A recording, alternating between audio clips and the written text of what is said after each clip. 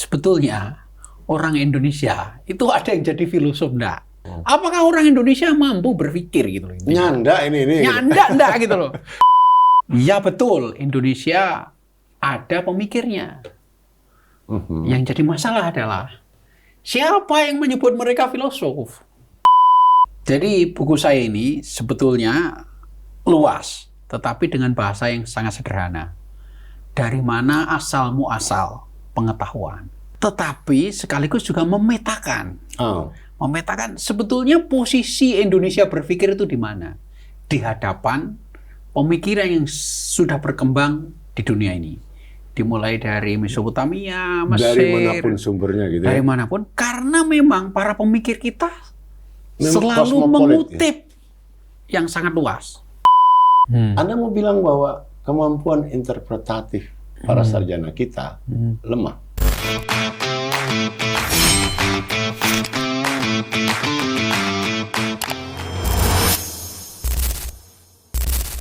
Sekarang kita masuk yang kedua, yang saya udah terlanjur janji nih. Saya mau nurusin ini nanti, tapi nggak enak karena saya udah janji tadi, yaitu mau ngomong buku Anda yang kedua, this one.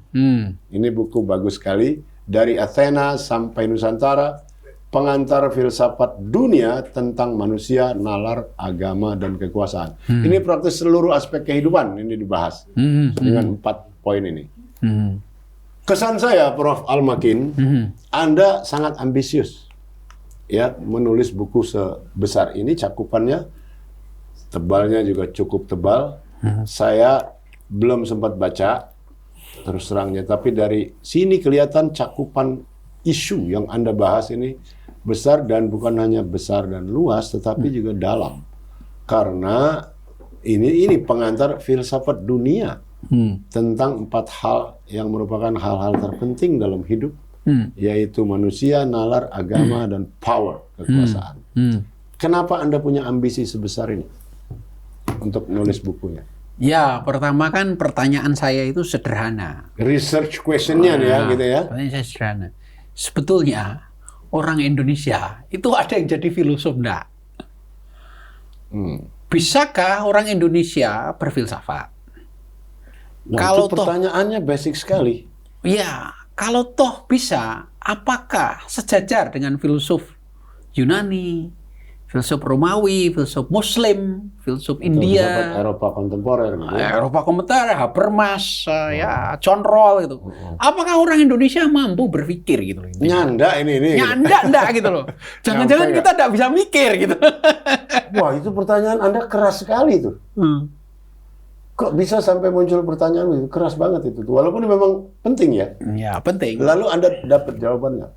Jawabannya panjang kan? Panjang. Tapi saya mulai dulu dari saya mulai dulu dari para pendiri bangsa. Baru dong kalau ini kan? Ya. Baru 80 tahunan lah. Ya, para pendiri bangsa ya. Oke.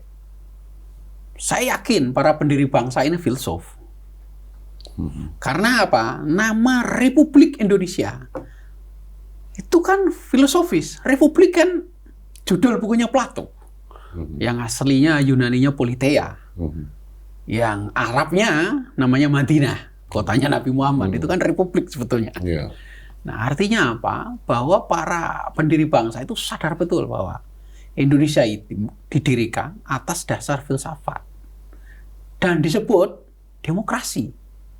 Demokrasi kan 2.500 tahun yang lalu. 1.000 tahun lebih tua dari Islam, 500 tahun lebih tua dari Kristen. Artinya para pendiri bangsa ini sadar filsafat. Bukannya pilihan republik itu sekedar meniru Amerika yang waktu itu udah merdeka hampir 200 tahun. Ya.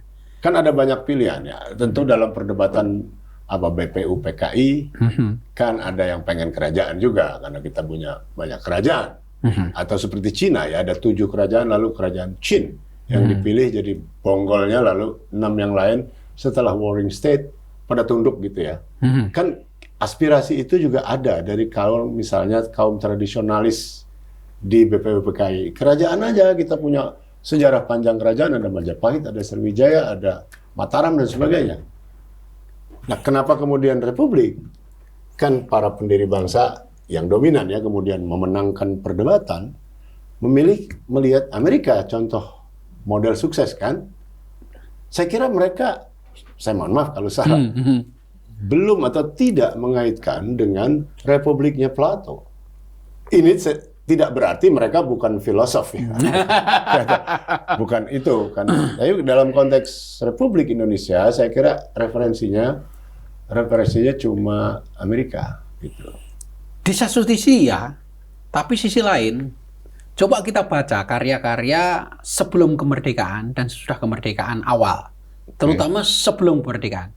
Misalnya kita baca Cokroaminoto, menulis Islam dan Sosialisme. Kita lihat referensinya. Hegel, Karl Marx, dan Sirah. Sirah ya. Nah, Hegel dan Karl Marx, filosof. Dan itu jelas dia mengutip Hegel, mengutip Marx. Begitu juga Tan Malaka, Madilog. Madilog jelas kembali ke Yunani, filsafat Yunani, dan para filosof pencerahan. Nah, kita baca di bawah bendera revolusinya Bung Karno kan. Immanuel Kant, Rousseau, Montesquieu, Hobbes, John Locke. Jadi ini adalah filosof-filosof era pencerahan yang jelas-jelas dikutip oleh para pendiri bangsa. Jadi para pendiri bangsa ini luar biasa bacaannya. Ingat, Bung Hatta juga punya pengantar filsafat Yunani. Artinya ini sadar dibentuk namanya Republik. Respublika ya. Respublika. Dan ingat, Muhammad Yamin dengan sengaja menerjemahkan prinsip-prinsip Eropa, para filosof klasik modern, dicocok-cocokkan dengan negara Kertagama dan Sutasoma. Yang menurut Anda itu otak-atik gaduk aja? Ya, itu usaha yang luar biasa menurut saya. Dan sebagai upaya akademis itu sah ya?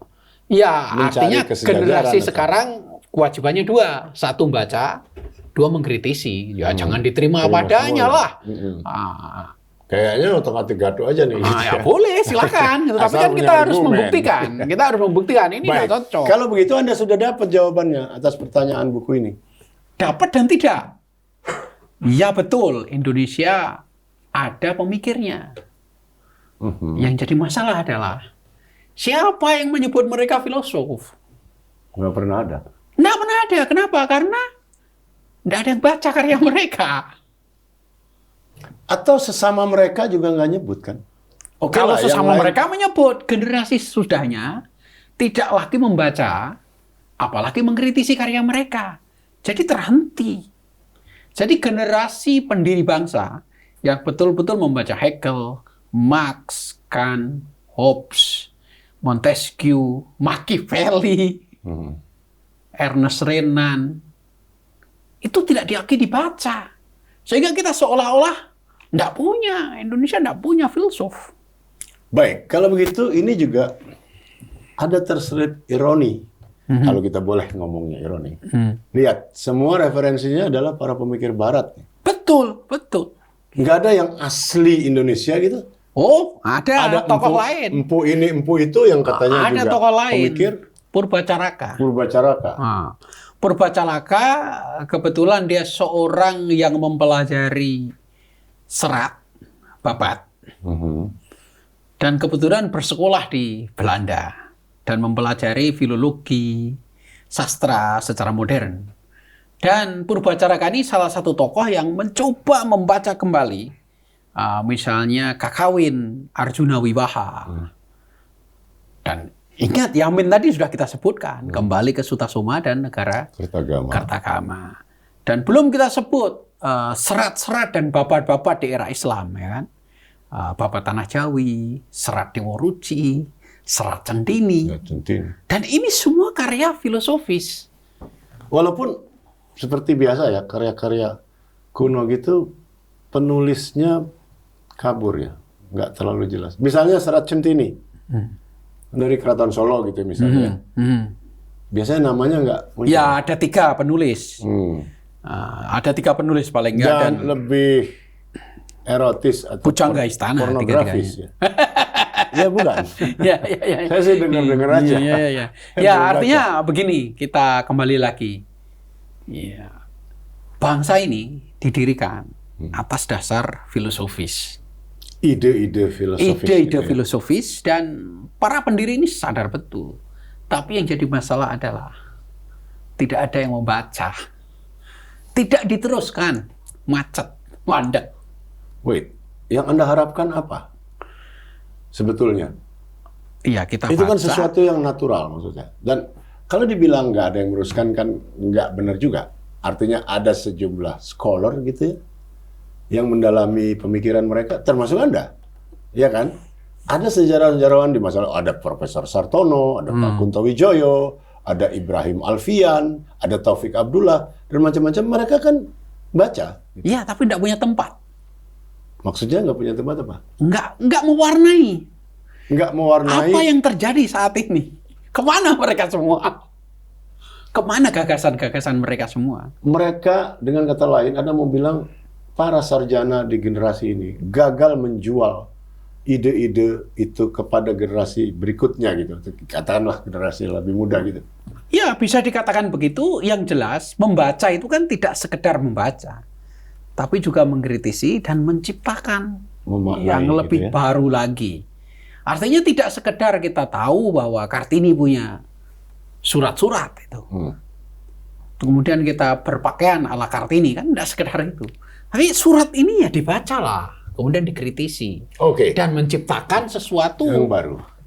Sintesis sehingga lah ya. sintesis yang baru lagi. Sebagaimana yang terjadi oleh Yamin misalnya. Dengan segala kelemahannya kita boleh ngeritik, tapi dia berusaha ya. Berusaha. Dia berusaha Ada usaha. menyajikan sesuatu yang baru ya. Tapi ada Dari yang lebih khazanah lama gitu ada ya. yang lebih ironi lagi. Jangan-jangan kita memang nggak mampu membaca. Kita nggak sampai. Maksud Anda tingkat abstraksi kita lemah, rendah. Ya, misalnya salah satu contoh ya, karya Sujatmoko. Oke. Historiografi Indonesia, manusia Indonesia, dan lain-lain. Mana kita dengar? Ya, terus terang kalau kita buka YouTube, kita Oke, sejarah. atau bahkan keresmian negara kita, mana ada yang merujuk ke sana? Nggak ada sudah. Oke, Prof. Sejarah selalu terdiri dari fakta dan interpretasi. Anda setuju ya? Ya. Sebab kalau sekedar fakta, dia cuma jadi kronik. Perang di Penegoro tahun 1825 sampai 1830. Sehingga kata para waria, ya Allah, maghrib ya. Maghrib 30. Rupanya maghrib perang itu. Ya. Dan sebagainya ya. Tanpa interpretasi, ya seperti yang Anda keluhkan ini, yang Anda sesalkan, bahwa dia mandek kan. Karena dia sekedar jadi kronik, sekedar jadi catatan. Anda mau bilang bahwa kemampuan interpretatif para sarjana kita lemah. Oke, saya akan sedikit membahas buku ini. Ini yang kita tunggu. Kita bahas ya. Jadi ada sesuatu yang selama ini tidak pernah kita sentuh. Misalnya, dasar berpikir kita itu seperti apa? Dalam soal apa? Dalam banyak soal hal. berpikir, dalam soal bagaimana cara Bernegara, kita ya. berpikir, bernegara, bermasyarakat, beragama, cara berpikir secara umum. Oke. Nah, salah satu buku saya ini mengungkap bahwa paling tidak ada 4 dasar kita berpikir. Satu, saya sebut sebagai Saiwa. Saiwa. Ya, Saiwa itu tradisi yang sifatnya ritualistik, seremonial, repetitif, formalis. Saiwa itu adalah pemuja Siwa. Jadi dari tradisi Hinduistik. Tradisi Hindu. Hindu kan istilah Inggris ya. Iya. Hindu itu kan belakangan ya. Dulu ya Saiwa lah. Saiwa itu pemuja Siwa. Ini sangat dalam pengaruhnya cara kita berpikir. Ini generasi-generasi awal kita, modern kita gitu maksudnya. Iya, sampai saat ini tuh kita pertahankan tradisi Saiwa. Ya misalnya Indonesia Raya itu kan berulang-ulang. Atau tahlilan itu kan diulang-ulang, kalimat yang sama, repetitif, formal. Kita kan pendekatannya birokratis gitu kan. Formal, yang penting ada dulu deh gitu kan. Urusan belakang yang urusan lain. belakang gitu ya, tiap jam 8 atau tiap Senin upacara bendera, Saiwa itu menurut saya. 2, Vaishnava. Vaishnava. Semua Anda pakai terminologi Hinduistik ya? Vaishnava ini pemuja Wisnu. Wisnu. Dari Shiva, Wisnu. Nah, Wisnu ya, ini dalam simbol ini ada di Candi Prambanan. Jadi pemuja Shiva dan pemuja Wisnu ini bersatu. Berdampingan. Okay. Nah, ini tidak didapati di tempat lain. Misalnya di India itu kan. Ini jadi tipikal Jawa ya? Tipikal Jawa ya? Nusantara, tipikal Nusantara. Ini yang menjadi basis Saiwa dan Vaishnava itu berpikir kita. Terus tambah lagi Tantra. Tantra ini tidak Tantra Hindu, tapi Tantra Mahayana. Lebih sofistik lah. Lebih Buddha, lebih Buddha ya, Sriwijaya dan lain-lain. Nah, kata Pancasila itu sendiri kan juga Sanskrit dan Buddhis. Gitu. Yeah. Dan itu dilakukan oleh Muhammad Yamin tentu saja, oleh selanjutnya ya, yang pertama ya Bung Karno ya. Kemudian Saiwa, Vaishnava dan Tantra ini ditambah lagi unsur Islam mulai abad 13. Sufi. Oke, jadi keislaman dalam hal ini cabangnya Sufi dan sebagainya itu Anda masukkan dalam Sunni. kategori keempat gitulah. Kategori keempat yang menyatu dengan tradisi sebelumnya. Dengan mulus gitu ya. Dengan mulus. Maka cara kita beragama Islam juga dipengaruhi oleh ini. Selamatan, ya itu kan para antropolog, sosiolog sudah banyak berargumen. Tetapi sebetulnya itu jauh lebih dalam.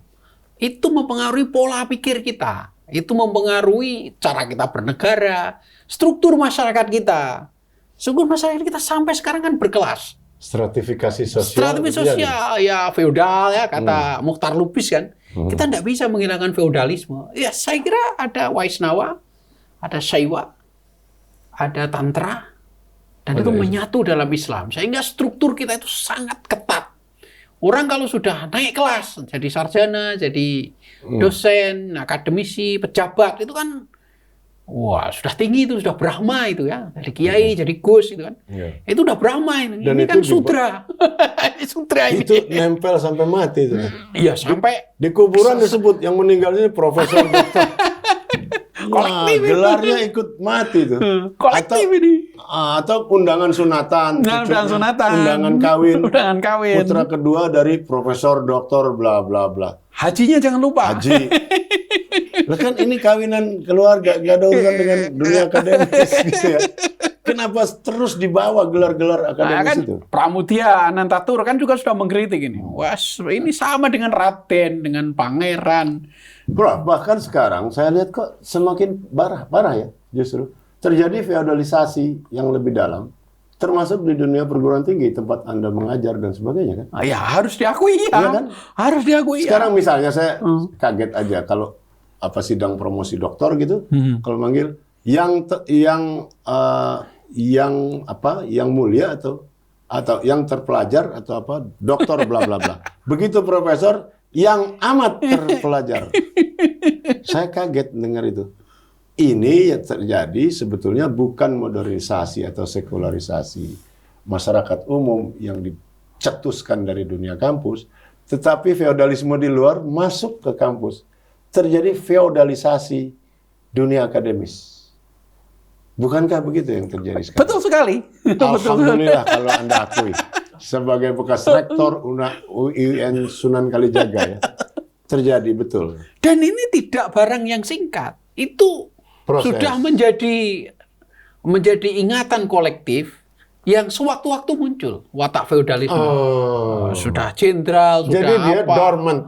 Dormant dia. Setiap ada hujan, ini tumbuh gitu loh. Laten gitu ya. Laten. Ada terus nggak pernah hilang. Kembalilah ke Saiwa, Vaishnava, Tantra, Islam. Dan Islam kita kan, ya sangat sangat berkasta. Ya kata santri kan, tidak ada dalam Al-Quran kan, itu bahasa cantrik kan. Iya. Pesantren kan persantian. Ya, artinya ini. Lalu orangnya gus semua. Gus semua, kiai semua. Sorban dikit, kiai. Kiai itu ya sama dengan profesor itu tadi Iya. Sama dengan jenderal. eselon 1, eselon 2. Jenderal misalnya, Anda seorang misalnya jenderal bintang 3. Kalau Anda salah nyebutnya bintang 2 aja, masalah besar itu. Sangat besar masalah itu. Oke, tapi kembali ke situ Anda kelihatannya tidak memandang ini sebagai sinkretisme yang di mata sebagian kaum agama yang puritan gitu ya, yang percaya pada kemurnian gitu. Itu kan sesuatu yang tercela ya. Sinkretis. Anda mencampur adukan antara agama dan budaya. Anda misalnya ada selamatan syukuran itu nggak dikenal dalam Islam. Menurut mereka kan begitu ya. Sehingga itu bid'ah. Kan gitu. Bid'ahnya bid'ah dalalah, bukan bid'ah hasanah. Kalau saya pakai arloji bid'ah hasanah ini. Walaupun Nabi nggak mencontohkan, gitu kan. Anda kelihatannya sangat positif melihat sinkretisasi itu. Tidak positif atau negatif, tapi itu kenyataan, realitas itu bahwa masyarakat kita, agama apapun yang kita peluk, iman apapun yang kita percayai, sadar atau tidak sadar dalam kesadaran kolektif kita sudah berbasis itu. 4 hal itu. 4 hal itu. Misalnya pada sebelum kemerdekaan dan sesudah kemerdekaan, jelas ada istilahnya usaha dari kaum sahabat-sahabat kita yang Katolik ya untuk inkulturisasi, mewarnai.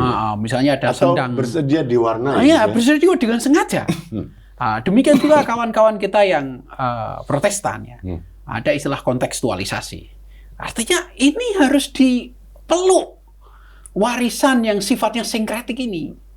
Karena ini juga common denominator gitu. Ini juga sekaligus strength, kekuatan. Pancasila menurut misalnya saya ambil contoh pendeta Eka Putra, pendeta Protestan. Dia perumus Pancasila yang fasih ya. Yang fasih ya, pendeta Eka Putra. Ini kekuatan ini, kebetulan saya sebut di sini di buku saya. Ini kekuatan yang harus kita peluk. Sikap kita yang sebuah kompromis yang mencari keselarasan atau harmonisasi. Di tengah pluralisme kita yang begini, kita sebetulnya ini kekuatan yang harus kita rawat. Tetapi ingat, kritik Muchtar Lubis kebetulan juga ada di buku saya ini. Muchtar Lubis memandang ini bahaya loh ini, terutama watak kita yang sangat feodal, anti kritik, tidak mau dengar kanan kiri, senang jalan pintas. Pokoknya itu, gitu ya. Kerja, nggak boleh kritik. Nggak boleh orang pintar. Saya kira endas sebaiknya gitu. Itu kan yang lalu. Omon-omon gitu. Pokoknya kalau sudah, dan ingat dalam banyak serat, babat, dan juga naskah-naskah kuno kita, warisan kita, ya tidak hanya Adiluhung, tapi juga Machiavelli. Artinya para penguasa kita, baik raja maupun sultan yang melakukan segala cara untuk kekuasaan. Itu udah biasa menghalalkan segala cara itu. Dan saya selalu ingat omongan Mukti Ali, Profesor Mukti Ali. Dia pernah bilang, ya kita memang nggak mewarisi semangat ilmiah. Yang kita warisi itu semangat-semangat mistisisme, gitu ya. Mistisisme klinik-klinikan. Gitu. Klinik-klinikan. Ya. Misalnya naskah-naskah kuno dari siapa? Mungkin King Ageng Suramantara, Serat Wirid Hidayat Jati. Hidayat Jati sama apa? Satunya lagi Betal Jemur. Dan sebagainya. Gatot Loco. Kan nggak ada semangat riset saintifik gitu ya misalnya. Bandingkan misalnya dengan filosof Muslim gitu ya, kan sangat kritis dan mengarah pada sesuatu yang saintifik gitu. Walaupun belum ada waktu itu ya, baru bibit-bibit. Tapi ide-ide dasarnya akan muncul. Misalnya teori optik lah dari siapa? Dari Al-Farabi atau dari Al-Kindi, whatever, banyak waktu itu. Dari Ibnu Sina tentu saja ya di bidang medis. Nah, kata Pak Mukti Ali dulu ngomongnya, tentu saja karena dia meninggalnya juga udah lama. Karena saya dengar sendiri di satu seminar, dia bilang, kita nggak bisa mengharapkan apa-apa kalau kita bersandar atau merujuk pada warisan tekstual dari para leluhur gitu. Kira-kira. Memang nggak ada, kata dia. Corak berpikir kita begini, yang sekarang Anda bahasakan dengan Saiwa, Waisnawa, Tantra, Islam. Mungkin karena Anda sama-sama dari UIN Jogja, maka cara berpikirnya sama-sama Profesor Mukti Ali, yang pernah rektor juga jauh sebelum Anda kan? Menteri. Iya, Menteri. juga rektor kan? Belum ya? Enggak. Menteri ya? Langsung menteri. Ya. Kebetulan ini sudah menjadi perdebatan lama dan saya kira Bung Hamid paham betul itu.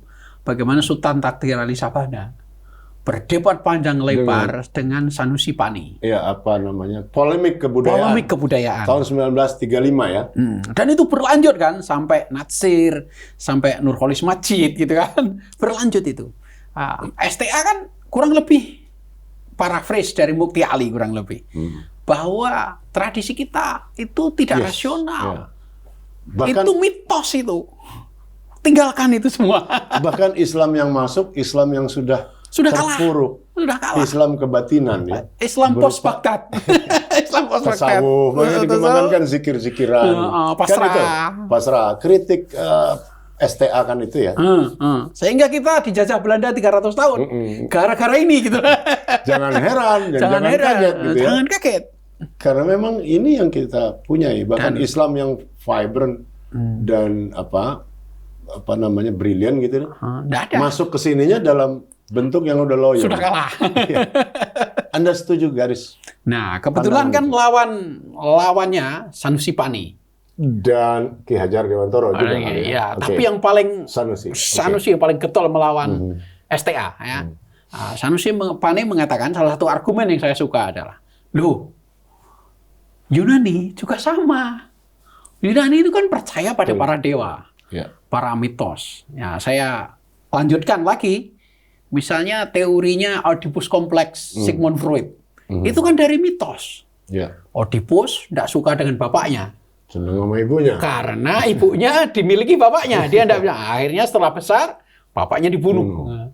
Ini artinya kemudian kan Freud dari situ membuat teori trauma, displacement, ego, subconsciousness, consciousness gitu loh. Artinya sebetulnya mitos-mitos ini bisa dibaca ulang, tapi dengan spirit yang baru. Nah, menurut saya baik STA maupun Sanusi Pani, pesan-pesan mereka berdua masih relevan. Jauh. Dalam dan tidak kita sadari. Dan sampai hari ini tidak pernah tersentuh lagi. Apa sikap kita terhadap warisan-warisan kita? Ya, misalnya di tradisi Bugis ada Lagaligo ya. Belum di yang Minangkabau. angkat Robert Wilson. Lagaligo kan dipentaskan Wilson di mana-mana. Batak ada banyak tradisi tulis itu, apalagi manuskrip di Jawa ini. Dan ini semua enggak kita akses. Ngakses saja tidak, apalagi kritis gitu loh. Jadi kritis itu level yang karena selanjutnya. Ada problem bahasa juga kan, bro. Bahwa mereka menulis dalam bahasa kawilah, bahasa-bahasa tradisional Bugis kuno lagi, bukan Buddhis modern. Kan jadi memang sulit. Apakah Anda mau bilang bahwa sebaiknya itu diterjemahkan oleh para ahlinya gitu? Lagi-lagi misalnya dalam Galigo atau kan Petras yang ngerjakan. Iya. Orang Prancis. Saya kira pelan-pelan ya. Artinya kayak Bapak Diponegoro yang kebetulan digarap oleh Peter Carey ya. Peter Carey lagi. Iya. Ini kan sudah dimulai pekerjaan itu. Sebentar, yang kontemporer aja, yang lebih kontemporer kayak Tan Malaka, Hari Puse yang menekuni. Jadi there is something seriously wrong with us kayaknya ya. Ya, kita terlalu serius pada politik. Oke. Kalau soal politik, wah luar biasa seriusnya. Tiap detik dipikirkan, manuvernya ganti terus. Seolah-olah politik adalah sesuatu yang Panglima kehidupan. Ya, Panglima kehidupan. Ya. Tapi kalau politik luar biasa seriusnya. Manuvernya dipikir, taknya. Tapi kalau sudah politiknya soal kemudian versi yang dangkal aja. Tapi kalau sudah soal membaca buku, soal intelektual, enggak serius kita. Gimana ya? Saya itu kan sorry ya, buku-buku tentang sejarah kemerdekaan apa kan 100% bisa dibilang sejarahnya barat yang iya kan? Ada George Mitchell Cahin, ada Ruth McVie. Iya, Cahin. Ada Ruth McVie. Ada Daniel Leff yang hukum ya. Belakangan orang kayak Bill Liddell. Ada bahkan orang Jepang. Nakamura. Di mana scholar kita? ada ya selain ya siapa tuh tentu saja Ben Anderson ya, Cornell Paper dan sebagainya. Dan mereka sudah tahun 54 udah bikin Modern Indonesian Project di Universitas Cornell. Apa aja Gus Salim suka ngajar di situ kan dulu. Dan kemudian buku-bukunya kalau nggak ada buku mereka kita nggak tahu. Sudah hilang. Nasionalisme, Jadi sebetulnya Harvard Faith, segala macam. Sebetulnya kita juga menulis. Kita juga punya komentar yang khas dari perspektif internal kita. Cuma sekali lagi, tradisi itu tersendat-sendat. Atau bahkan bisa dikatakan berhenti. Anda bisa nggak ngasih contoh yang barusan Anda klaim ini? Misalnya begini. Tulisan paling mudah ya, tulisan Cokro Aminoto. Islam dan Sosialisme. Itu kan sintesis antara Marx, ringkas, padat Hegel, gitu lah ya. dan sekaligus sirah nabawiyah. Jadi menurut beliau, Nabi Muhammad itu sebenarnya sudah Marxis gitu ya. Revolusi kan, sampai sekarang istilah itu kan masih sering kita dengar bahwa beliau ini merevolusi. Nah, ketika para sarjana kita belajar, baik tentang sejarah maupun tentang Marxis, kan tidak mengutip Cokro Aminoto lagi. Kita tinggalkan. Tapi akan mengutip Richard Habermas, John Rawls, Derrida, Nietzsche, Foucault, gitu kan. Mana ini? Ya, jadi kita tidak menghargai sama khazanah kita sendiri. khazanah atau kita sendiri. Produksi para misalnya pemikir kita sendiri. nyusun disertasi, nyusun tesis. Ya metodenya yang anulah, bulik-bulik atau yang Arab-Arabnya. Yang sesama kita sudah sama-sama nulis kan tidak dikutip. Tidak keren gitu. Sehingga kita mulainya itu dari zero, seakan-akan. Kita mulai dari nol terus. Kayaknya mental inlandernya di semua bidang. Nggak enak kita ngomongnya, tapi sebetulnya kan faktanya jadi terlalu keras untuk diabaikan kan? Nah inilah yang bikin kita tidak punya filsuf.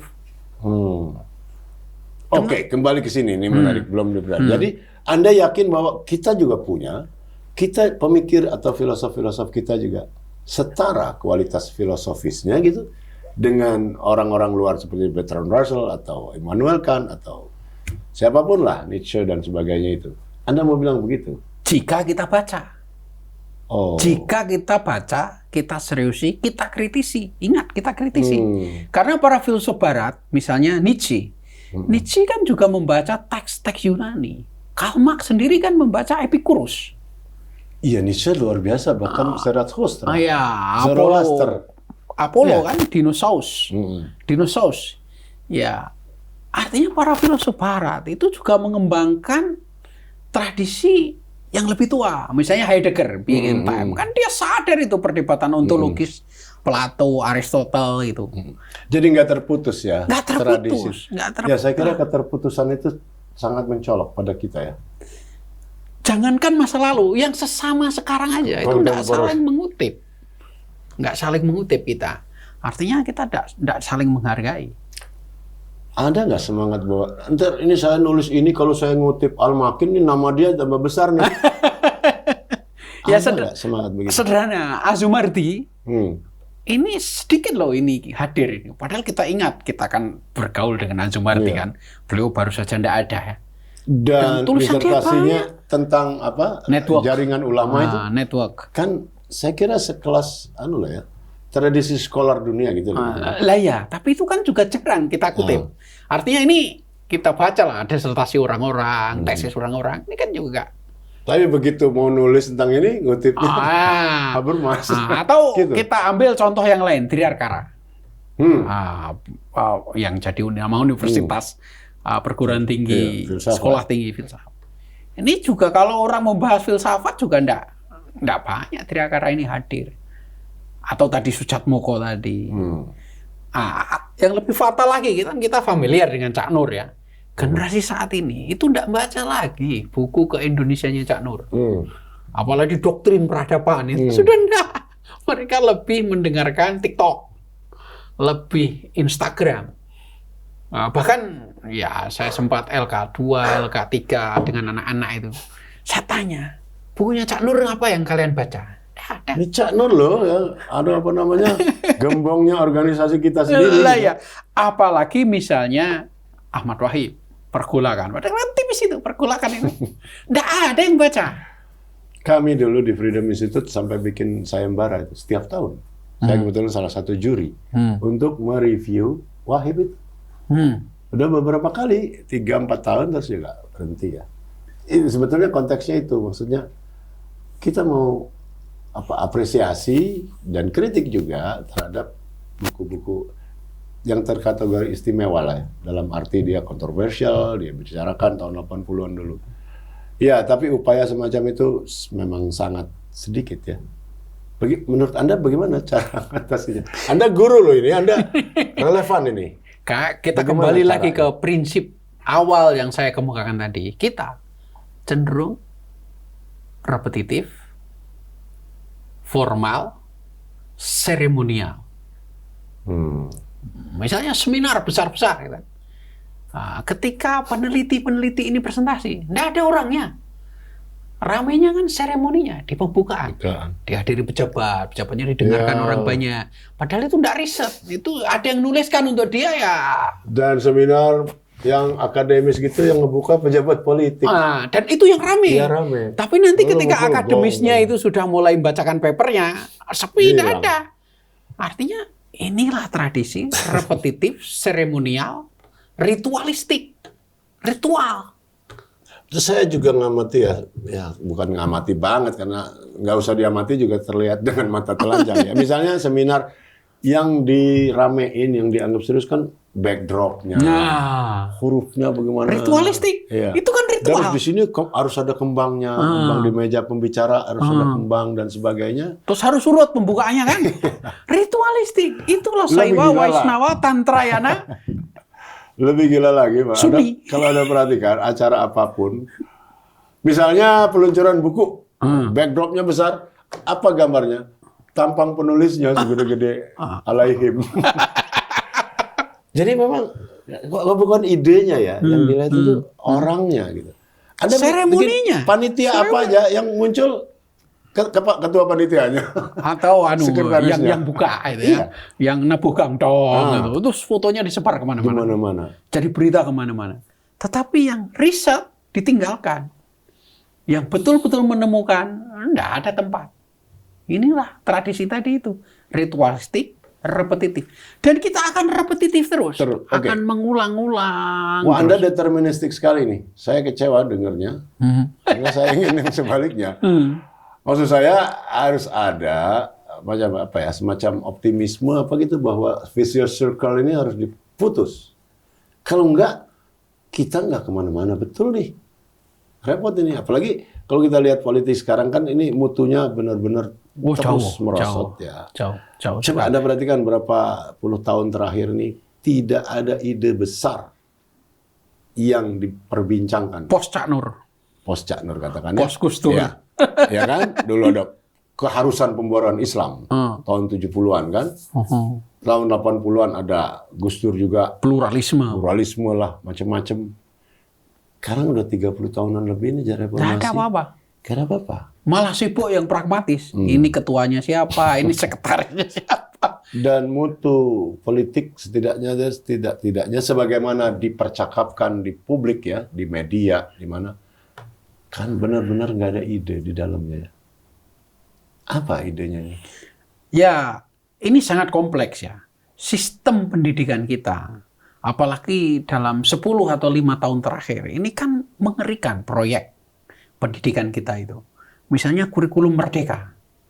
Ini kan namanya merdeka, tapi sebetulnya tidak memerdekakan. Kurikulum terbelenggu. Iya kan? Artinya siswa-siswa dari semua jurusan ini kan supaya magang di perusahaan. Loh, kan tidak semua jurusan itu cocok dengan perusahaan. Kalau jurusan akidah filsafat, magangnya di mana kita? Magang pesantren. Bahkan sains pun juga kalau misalnya dia fisika hitung-hitungan mau magang di mana? Atau matematika, ya itu kimia gitu. Nggak ada tempat akhirnya yang berpikir yang serius. Sehingga semua pendidikan kita mengarah kepada pekerja, bukan pemikir. Jadi ini sistematis, ini harus harus diperbaiki sangat mendasar. Sementara yang memproduksi tulisan-tulisan yang kita sebut tadi itu betul-betul didikan politik etis Belanda. Dan setelah itu masih idealis di awal-awal. Ya, pendidikan ya berarti berpikir, Ini lagi saya memerdekakan. Ini lagi saya kira kecelakaan kecil atau besar mungkin ya yang tidak dipahami. Maksud saya, kalau kita ngomong Belanda, kolonial, penjajah, kayaknya 100% buruk gitu ya. Padahal pendidikannya kan baik sekali ya. Iya, dan yang Atau sistem hukumnya. Kan pengadilan Belanda itu nggak bisa diintervensi oleh eksekutif kan? Nggak bisa oleh politisi. ya kolonialisme memang tidak benar ya, memang jahat ya. Tentu saja lah itu ya. kriminal itu. It goes without saying lah ya. It goes without saying. Tapi bahwa Dia 100%. bahwa hitam. kita juga tidak lepas dari mengkoloni diri sendiri. Ya toh, kita kan Ya kembali ke Bung Karno dong kalau gitu. Yang iya. berat ini adalah mengatasi penjajahan oleh dari bangsa bangsa sendiri. sendiri. Ya, dan itu terbukti kan sekarang apa yang kita rasakan. Bahwa kita dibikin sistem ini terbelenggu. Misalnya tadi saya katakan kurikulum merdeka misalnya, itu ada banyak kelemahan di situ. Kemudian sistem administrasi kita, sistem birokrasi kita, ini juga sangat luar biasa bulatnya. Dan itu juga tidak banyak memberi ruang kreativitas. Jadi Sehingga orang-orang yang kreatif ini hilang. Tapi memang gimana ya, kalau udah ngomong gini, saya juga tersedot dan karena ini juga sudah terlalu lama juga mengganggu pikiran saya. Misalnya di dunia yang Anda geluti, dunia akademis. Apa yang terjadi di kampus misalnya? Anda lihat gedung terbaik atau ruang terbaik adalah ruang rektor. Atau gedung rektor. Anda sebagai rektor dulu kan paling mewah. Berikutnya kan Ya kemudian tidak hanya itu, dilayani juga bawa tas. gimana kalau di dunia akademis begitu? Lalu ada rektor satu, rektor kan raja-raja kecil nih. Yang harus kita akui dengan jujur tidak ada hubungan dengan pengembangan ilmu itu sendiri loh. Itu kan jabatan administratif. Ya pangeran kan? Iya. Raten tadi. Sementara ruang dosen yang langsung berhubungan dengan pengembangan ilmu kan nggak pernah lebih baik daripada ruang Kecil. pembantu dekan ya di pojok. Saya dulu sama Pak Safi Ma'arif ya. Oh Buya, ya Buya. Dia nelpon saat itu. Amit, Anda ke sini. Ada apa? Saya punya kantor baru nih. Ya, Anda bisa lihat. Saya datanglah ke IKIP Jogja kan. Itu benar-benar kayak WC umum, Pak. Beret gitu. Baru kata dia. Ruang dia kira-kira 2 kali 2 meter itu, atau 2 kali 2,5 meter. Dia udah terkepung, bukunya nggak muat. Dia bilang, Hamid, Anda lihat, ini saya doktor sejarah Islam dari Chicago University, dikasih ruang kayak gini. Anda lihat ya, di negeri kita ini kayak gini penghargaan. Dia cuma menunjukkan itu dengan demonstratif. Tetapi itu kan benar. Ruang terbaik, ruang rektor, ruang dekan, kan itu bukan pengembangan ilmu. Rektor kan cuma ngurus administrasi universitas kan. Ya. Saya mohon maaf, Anda pernah rektor, tetapi saya harus katakanlah kebenaran walaupun pahit. Iya. Dan saya harus mengakui, Iya. ya benar. itu salah satu persoalan yang kita hadapi saat ini. Dan ini sudah masuk dalam merasuk betul. kolektif kita, kesadaran kolektif kita bahwa yang kita hormati adalah yang Yang punya jabatan. politik sebagai panglima. Ini harus kita akui. Jadi misalnya kita andaikan ya, kalau ada gedung universitas baru dibikin, lalu pemborongnya bilang, ini ruang rektor yang jelek, pasti orangnya juga protes ya. Dosen-dosen lain masa rektor kasih ruang itu? Gitu. Biar dengan kata lain, biar kami aja ruang yang jelek. Ya, walaupun kami yang ngajar langsung murid. Ya, mahasiswa. tapi sistem di kita, sistem akademik kita, itu kan sistem sebagai pegawai. Ini berbeda misalnya dengan Singapura atau Malaysia, bahwa akademisi ini tidak lalu menjadi PNS gitu loh. Ini jadi masalah. Ini kan sistem pegawai, sehingga dosen atau akademisi ini ya tidak berbeda dengan pegawai Pemda, dengan pegawai kecamatan, pegawai jadi kelurahan. mentalitasnya dibangun sebagai pegawai amtenar. Dan pegawai. ini memudahkan untuk mengontrol. Ya, kita kembali ke Foucault lah ya, bahasanya rezim dan kontrol ya, kekuasaan dan otoritas dan bagaimana ini berjalan. Baik, ini kita mau saya kasih kesempatan Anda terakhir. Boleh marah, boleh ngomel, kembali tapi tentang buku ini. Apa yang Anda mau katakan dengan buku sebaik ini secara ringkas? Ya, jadi buku saya ini sebetulnya luas, tetapi dengan bahasa yang sangat sederhana. Dari mana asal muasal pengetahuan? Dan archaeology of knowledge lagi, Foucault juga bukan? Tetapi sekaligus juga memetakan. Memetakan sebetulnya posisi Indonesia berpikir itu di mana? Di hadapan pemikiran yang sudah berkembang di dunia ini. Dimulai dari Mesopotamia, Mesir. Dari manapun sumbernya gitu ya? Dari manapun. Karena memang para pemikir kita memang selalu mengutip yang sangat luas.